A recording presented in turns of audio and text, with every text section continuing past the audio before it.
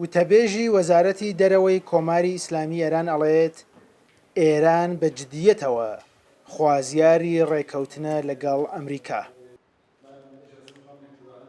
ناسر کەنعانی وتەبێژی وەزارەتی دەرەوەی ئێران لە پرێس کۆنفرانسی هەفتانەی خۆیدا ڕایگەیاند ئامانجی وڵاتەکەی لە دانوستان گەیشتن بە ڕێکەوتنێک بووە کە بەرژەوەندیەکانی وڵاتەکەی دابین بکات و هەموو هەنگاوێکیشی بۆ ئەم مەبەستە هەڵگرتووە. ما بارها تاکید کردیم که به دنبال توافق ئێمە چەندین جار تەکیدمان کردووەتەوە کە بە دوای ڕێکەوتنێکی باش و بەهێز و بەردەوامەوەین.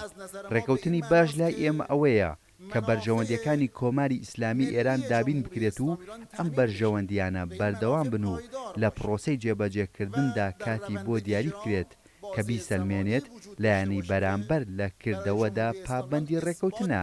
که طرف مقابل بر تعهدات خودش. وتەبێژی وەزارەتی دەرەوەی ئێران هەروەها ئەڵێت ئێران خوازیاری ئاشتیە لە ناوچەکەدا و هەنگاوی پێویستیشی ناوە بۆ ئاساییکردنەوەی پەیوەندیەکانی نێوان تورکیا و سووریا.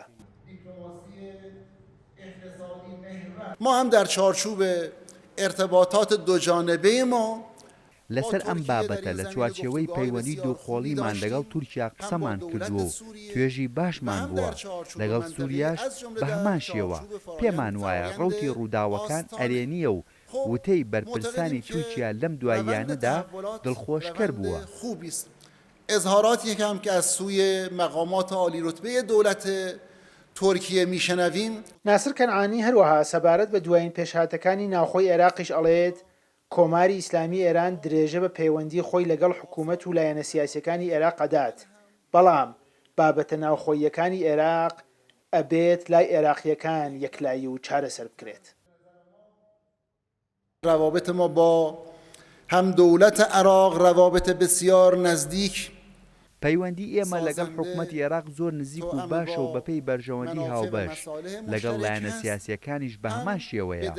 ئێمە بەردەوام بەرپرسیارانە ئامادەی هاوکاری و یارمەتی بووین بۆ باشترکردنی بارودۆخی ئەو وڵاتە، بەڵام بابەتە ناوخۆییەکان ئەبێت خودی لایەنە عێراقیەکان بڕیاری لێ بدەن.